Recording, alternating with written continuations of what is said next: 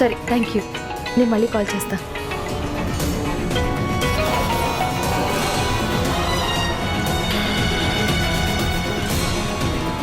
పాపం ఎన్నిసార్లు కాల్స్ చేస్తున్నారంటే అతని వాళ్ళు ఎవరైనా చేస్తున్నారేమో. లిఫ్ట్ చేసి ఆన్సర్ చేద్దాం.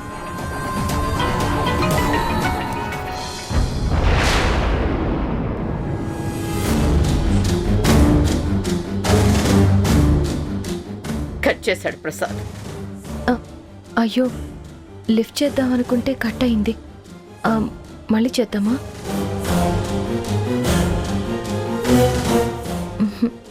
వద్దులే, దీపక్ వచ్చాక చూసుకుంటాడు.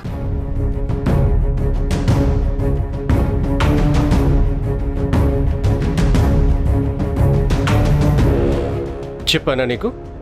నువ్వనుకుంటే కాదు, వాడనుకోవాలి నీతో మాట్లాడాలి అని.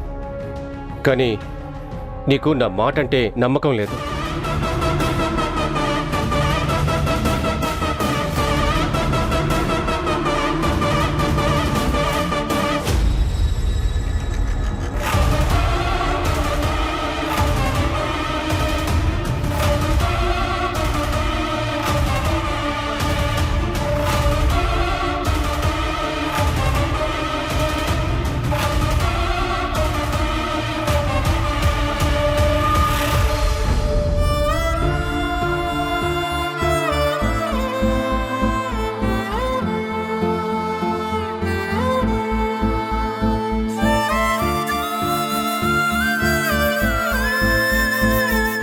బాబుకి సిరప్ తాగించారు కదా? తాగించాను డాక్టర్. మీరు మెసేజ్లో పంపించిన టాబ్లెట్ కూడా వేశాం. గంటకోసారి తడిగుడ్డు కూడా పెట్టాను డాక్టర్, అయినా తగ్గలేదు. టాబ్లెట్స్ వేసి సిరప్ తాగించినా తగ్గలేదంటే ఇన్ఫెక్షన్ అయి ఉండొచ్చు. ఈ మధ్య వైరల్ ఫీవర్స్ బాగా వస్తున్నాయి. వెదర్ చేంజింగ్ వల్ల కూడా అయి ఉండొచ్చు, చెప్పలేం. ఎందుకైనా మంచిది, కొన్ని యాంటీబయాటిక్స్ రాస్తాను, అవి వాడండి. అప్పటికి తగ్గకపోతే హాస్పిటల్కి తీసుకురండి. Okay doctor.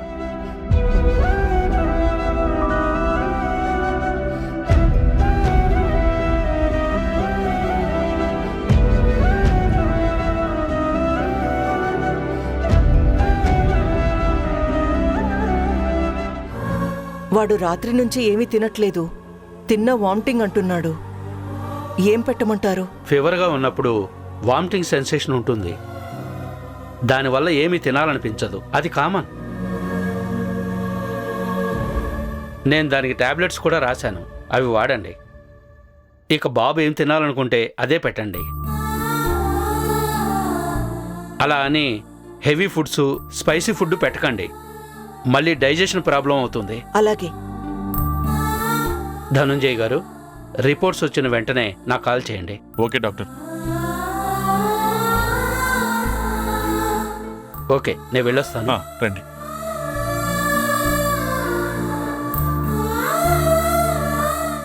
నాన్నా, ఏవైనా తింటావా?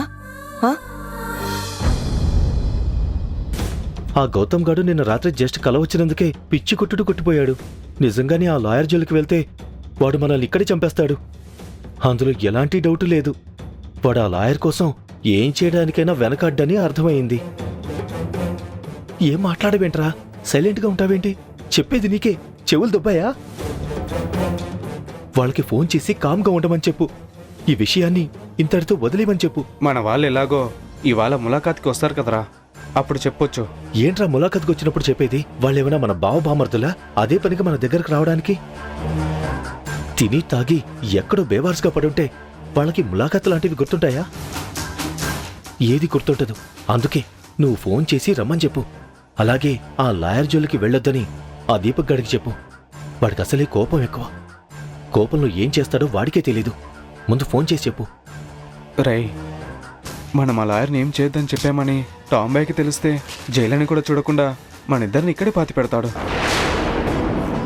కనీసం మా గౌతమ్ గాడైనా కాళ్ళు పట్టుకుంటే వదిలేస్తాడు. కానీ ఈ టాంబయ్య అలా కాదు. మరి ఇప్పుడేం చేద్దాంరా? అదే అర్థం కావడం లేదురా. మరి మందాకిని మేడం చెప్పిన ఆర్డర్ అయినా వాళ్ళకి చెప్పాలి కదా. ఇప్పటికే మేడం 2 సార్లు అడిగింది.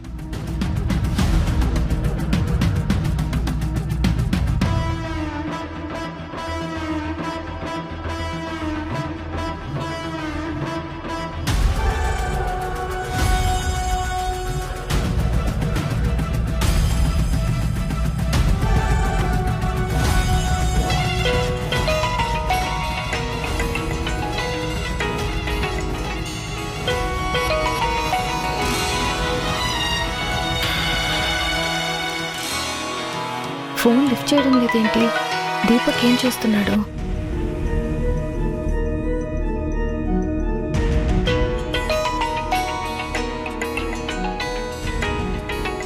ఓ, ఇంకా బాత్రూంలోనే ఉన్నాడా?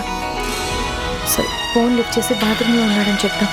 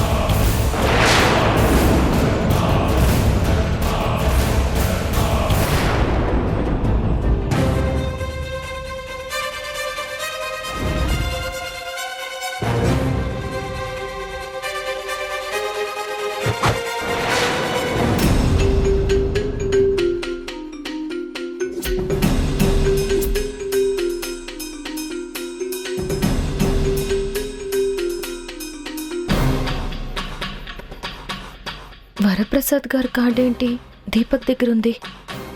ఒకవేళ వరప్రసాద్ గారికి వీడి ముఠాతో సంబంధం ఏమైనా ఉందా?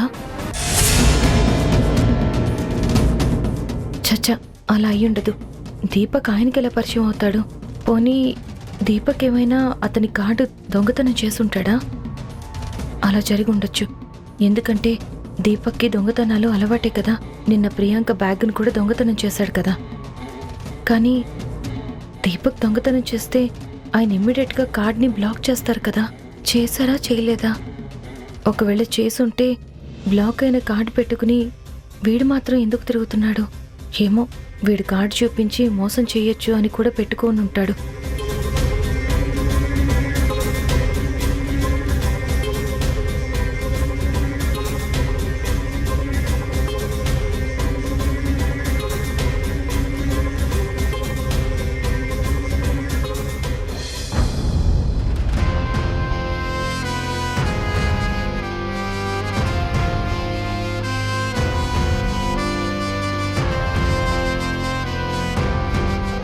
కమల మేడం ములాఖాత్కి వస్తానని చెప్పారు. వెళ్లే ముందు కాల్ చేయమన్నారు. చేస్తుంటే లిఫ్ట్ చేయడం లేదు. మళ్ళీ ఒకసారి ట్రై చేసి చూడక్క.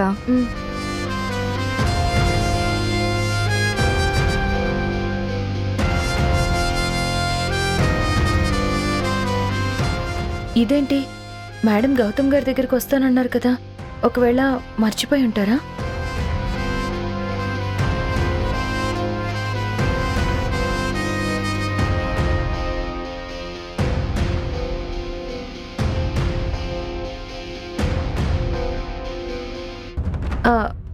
రాణి, మేడం ఫోన్ లిఫ్ట్ చేయడం లేదు. ఒకసారి నేను ఇంటికి వెళ్ళొస్తాను. అక్క, ఒకవేళ మేడం కూడా బయలుదేరి ఉంటారేమో అక్క, అందుకే లిఫ్ట్ చేయడం లేదేమో. టైం అవుతుంది అనే హడావిడిలో ఫోన్ మర్చిపోయి ఉండాలి, లేదా సైలెంట్లో అయినా ఉండాలి. అదే అయ్యుంటుంది. సరే రాణి, టైం అయిపోతుంది. నువ్వు అన్నట్టుగానే మేడం ఫోన్ మర్చిపోయి ఉంటే మళ్ళీ నా కోసం అక్కడ వెయిట్ చేస్తూ ఉంటారు. నేను బయలుదేరుతాను. బాయ్. బాయ్ అక్క.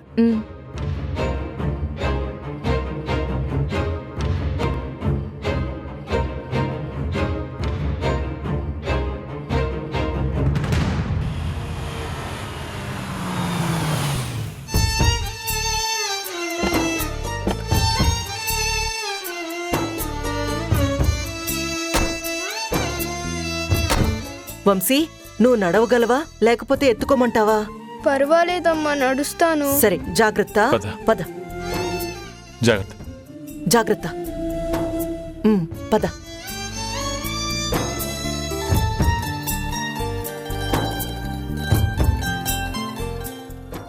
రండి. ఎక్స్క్యూజ్ మీ, డాక్టర్ రూమ్ ఎక్కడా? అపాయింట్మెంట్ తీసుకున్నారా సార్? ఆల్రెడీ ఫోన్లో మాట్లాడాను. నా పేరు ధనుంజయ్. ఒక్క నిమిషం సార్. ఓకే సార్, ఆ ఫస్ట్ రూమ్లోకి వెళ్ళండి. పదండి, రండి.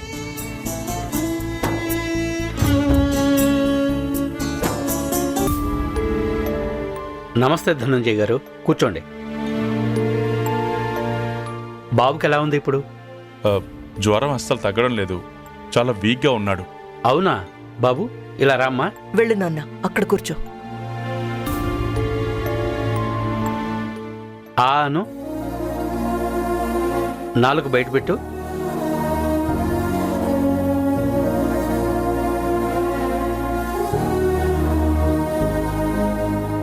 నోటితో దీన్ని గట్టిగా పట్టుకో.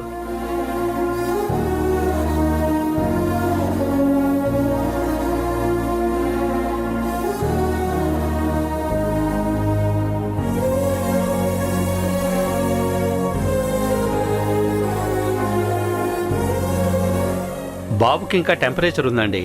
బ్లడ్ టెస్ట్ చేస్తే మంచిది. బ్లడ్ టెస్టా? అవును మేడం. సిస్టర్, ఒకప్పుడు సీజన్ని బట్టి డెంగ్యూ మలేరియా వచ్చేవి. ఇప్పుడేమో సంవత్సరం పొడవునా వస్తున్నాయి. అందుకే బ్లడ్ టెస్ట్ చేస్తే మంచిదనుకుంటున్నాను. ముందు అడ్మిట్ చేసి ఫ్లూయిడ్స్ ఎక్కిద్దాం. ఈలోపు రిపోర్ట్స్ వస్తాయి కదా. డాక్టర్, ఈ బాబుని తీసుకెళ్ళి ఈ టెస్ట్లన్నీ చేయించు. ఓకే డాక్టర్, పద.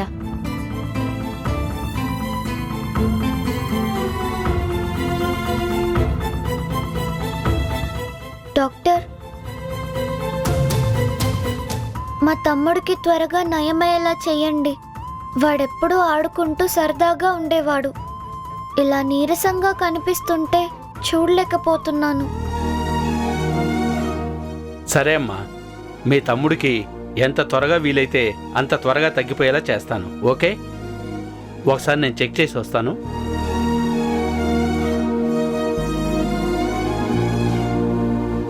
కమలా, మీరు ఇక్కడే ఉండండి. నేను వెళ్ళి ఆ అడ్మిషన్ ఏర్పాట్లు చూసొస్తాను.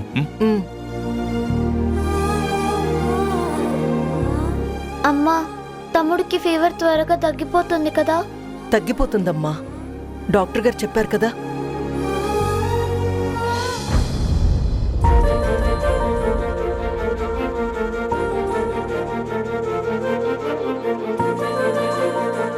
కమలా మేడం వచ్చి ఉంటారనుకున్నానే, ఇంకా రాలేదేంటి?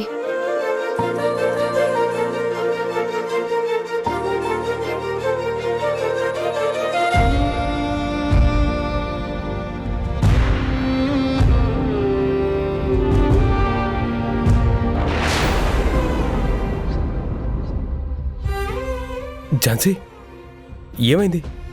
ఈ దెబ్బేంటి? ఏం కాలేదు, ఏదో చిన్న దెబ్బ. చిన్న దెబ్బ అంటావేంటి? ఏం జరిగిందని అడుగుతుంటే నిజం చెప్పు ఝాన్సీ. ముందు మీరు కూర్చోండి, కూర్చోండి. అనుకోకుండా చిన్న యాక్సిడెంట్ అయింది. బండి మీద నుంచి కింద పడ్డానంతే. అనుకోకుండా యాక్సిడెంట్ అయిందా, లేదంటే ఎవరైనా కావాలనే చేశారా? అలా ఎవరు చేస్తారు? ఇన్ఫాక్ట్ నీకు ఎవరో యాక్సిడెంట్ చేసినట్టు నాకు కల కూడా వచ్చింది. ఆ రోజు నేను నీకు ఎన్నోసార్లు కాల్ చేశాను, కానీ నువ్వు ఆన్సర్ చేయలేదు. ఆ తర్వాత మెసేజ్ కూడా చేశాను. ఇదంతా చూస్తుంటే పక్కా ప్రీ ప్లాన్డ్గా చేసినట్టు అనిపిస్తుంది. అవునా గౌతమ్ గారు, మీకు ఈ మధ్య ఇలాంటి కళలు కూడా వస్తున్నాయా? మరి మీకు వచ్చిన కళల్లో యాక్సిడెంట్ ఎవరు చేస్తారో కనపడలేదా? కళలో ఎంతో మంది వస్తుంటారు, కానీ అకార్డింగ్ టు ఎ స్టడీ వాళ్ళ ఫేసులు గుర్తుండవు. గౌతమ్ గారు, నాకేం కాలేదు, మీరు అనవసరంగా కంగారు పడకండి.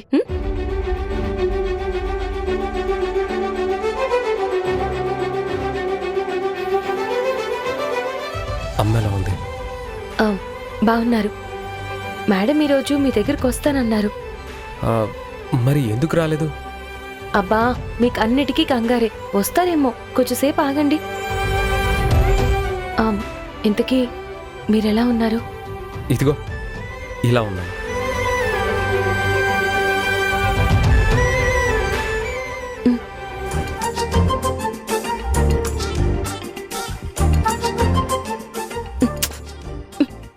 మీకొక విషయం చెప్పాలి, రండి.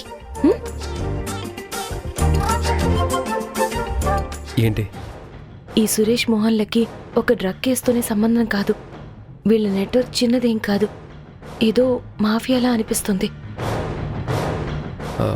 ఆ విషయం నీకెలా తెలుసు? నేను చెప్పేది పూర్తిగా వినండి. మధ్యలో మీరు అలా ఎందుకు చేసావు, ఇలా ఎందుకు చేసావని క్వశ్చన్స్ అడగండి. సరే, అలాగే చెప్పు. నాతో పాటు యాక్సిడెంట్ అయిన అతని ఫోన్ చూశాను. నీతో పాటు ఇంకొకరికి యాక్సిడెంట్ అయిందా? ఎవరతను? అసలు అతను ఆ టైంలో అక్కడెందుకున్నాడు? అయినా అతని ఫోన్ నువ్వెలా చూసావు? అబ్బా గౌతమ్ గారు, ఇప్పుడే చెప్పాను కదా మధ్యలో క్వశ్చన్స్ అడగండి అని. సరే చెప్పు. అతనికి చాలా దెబ్బలు తగిలాయని, పాపం అతనికి ఎవరు లేరని హాస్పిటల్కి తీసుకెళ్లి ట్రీట్మెంట్ చేయించి ఇంటికి తీసుకువెళ్ళాను. ఇంటికి తీసుకెళ్ళావా? ఆ ఇంటికి తీసుకెళ్తే తాత ఏమీ అనలేదా? నువ్వసలు లేనిపోనివి ఎందుకు నెత్తిన పెట్టుకుంటున్నావు? తాతయ్యకి ఎందుకు కోపం తెప్పిస్తావు? అసలు ఇవన్నీ నీకు అవసరమా? అబ్బా గౌతమ్ గారు, ఇంటికంటే అక్కడికి కాదండి, రాణి వాళ్ళ ఇంటికి. అక్కడికా? అక్కడికే. ఆ ముక్క క్లారిటీగా చెప్పాలి. అయినా అక్కడికి మాత్రం తీసుకెళ్లడం కరెక్టేనా? వాడెవడో ఏంటో తెలియకుండా. గౌతమ్ గారు, అదంతా మీకు తర్వాత చెప్తాను, ముందు నన్ను కంప్లీట్ చేయనివ్వండి. సరే చెప్పు. అవును, ఏం చెప్తున్నాను? వాణ్ణి ఇంటికి తీసుకెళ్ళావు, తర్వాత? ఇంటికి తీసుకెళ్ళానా? తర్వాత తనకి 2-3 సార్లు ఫోన్లు వచ్చాయి. ఏంటి అతను లిఫ్ట్ చేయడం లేదు అని వెళ్తే అతను బాత్రూంలో ఉన్నాడు. పాపం అతను వాళ్ళెవరైనా చేశారేమోనని కాల్ లిఫ్ట్ చేశాను. వెంటనే కాల్ కట్ అయిపోయింది.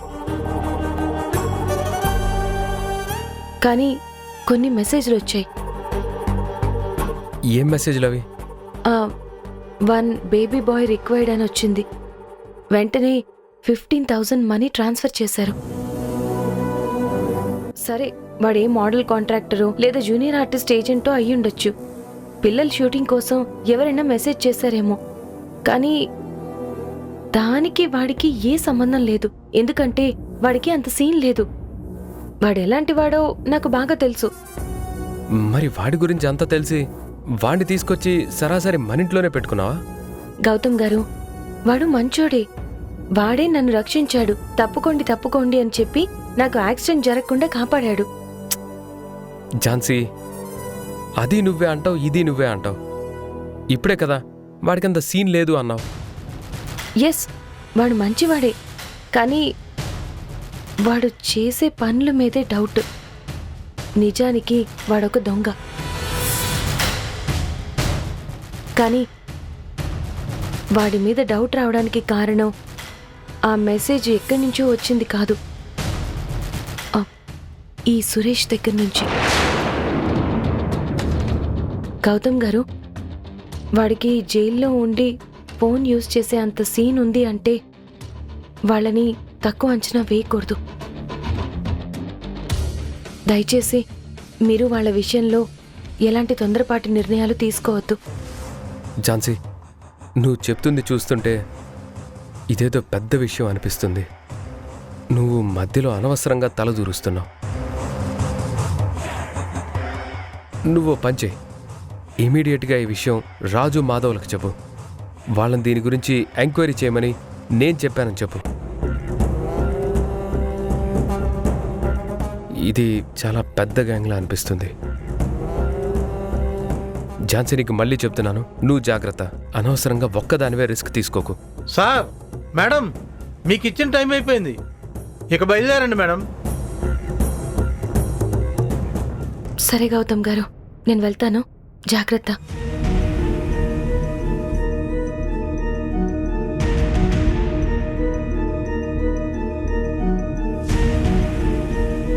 ఏమైందండి?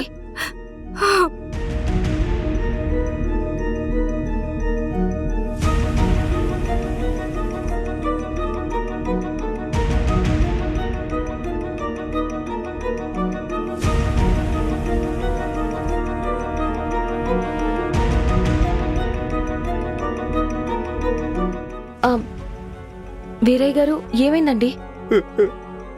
అయిపోయింది, అయిపోయిందమ్మా, అంతా అయిపోయింది.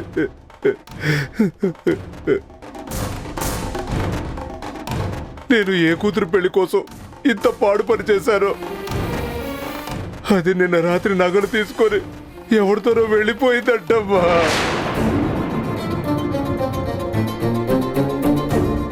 అమ్మా, ఆయన నా మాట విని కూతురు పెళ్లి కోసం చెయ్యని తప్పును కూడా నెత్తిన వేసుకున్నాడు. ఆ బాబుని జైల్లో పెట్టించాడు.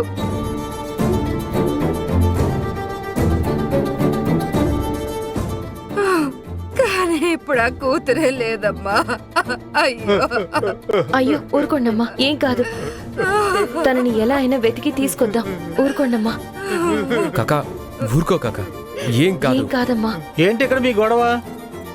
టైం అయిపోయింది, వెళ్ళిపోండి. ఇక్కడ ఉండకూడదు. మీరు ఊరుకోండమ్మా. ఝాన్సీ, నువ్వు ఆమెను తీసుకొని వెళ్ళు. సరే గౌతమ్ గారు. అమ్మా పదండి, రండి, పదండి.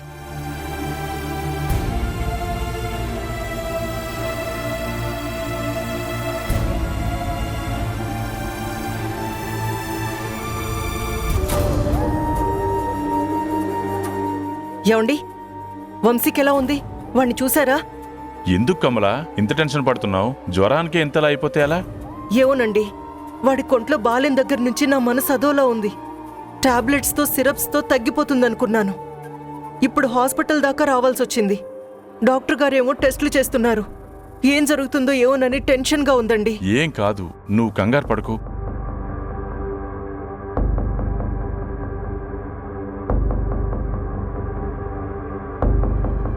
ఎలా ఉందండి ఇప్పుడు?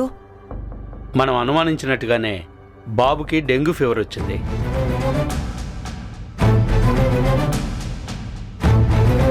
అన్నయ్య హాస్పిటల్లో ఉన్నాడు నాన్న. హాస్పిటల్లోనా? ఎందుకు? ఏమైంది? అన్నయ్యకి ఏం కాలేదు, అన్నయ్య మనవడికి అయ్యింది. దీపక్, నువ్వు కూడా నన్నే నిందిస్తున్నావు. నాదే తప్పన్నట్టుగా మాట్లాడుతున్నావు. నేను నీ దగ్గర ఉండలేను. నేను వెళ్ళిపోతాను. I'm sorry. వెళ్ళిపో.